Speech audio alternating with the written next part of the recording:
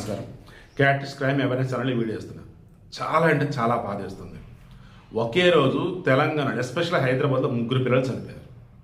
హుజురాబాద్కి చెందినటువంటి విజ్ఞాన్ ఓయూలో మైనింగ్ శాఖలో వచ్చేసి సెకండ్ ఇయర్ చదువుతూ ఉన్నాడు. దెన్ నిజాంపేటలో వచ్చేసి ప్రగతి కాలేజీలో వచ్చేసి ఇంటర్మీడియట్ చదువుతున్నాడు మంజునాథ్. అతను వచ్చేసి ఇంట్లో ఊరేసుకొని చనిపోయాడు.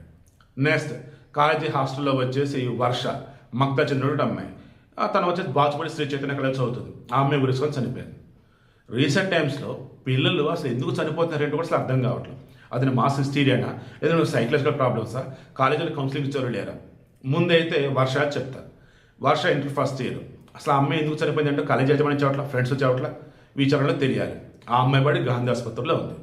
కాబట్టి మంజునాథ్ ఎవరు ఒక అమ్మాయిని ప్రేమించాడంట. ఆ అమ్మాయి అమ్మ వచ్చి ఆమెతో పాటు ఇంకొక ఆమె వచ్చి మంజునాథ్ ఇంటికి వచ్చి గొడవ చేశారంట. దాంతో భయపడిపోయి అక్కడ ఆత్మహత్య చేసుకొని చనిపోయాడు.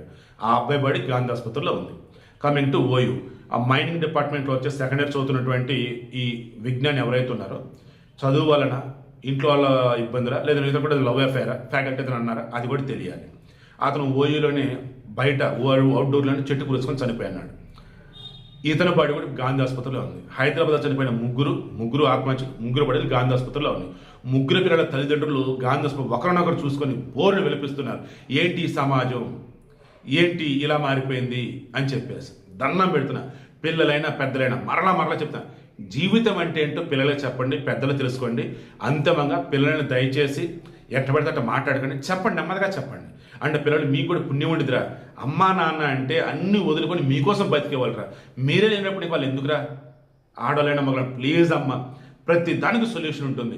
సొల్యూషన్ ఎప్పుడు ఈ భూమి మీద ఏది ఉండదు. చావు మాత్రం పరిష్కారం కాదు. ప్లీజ్ ఎవరో చనిపోవద్దు.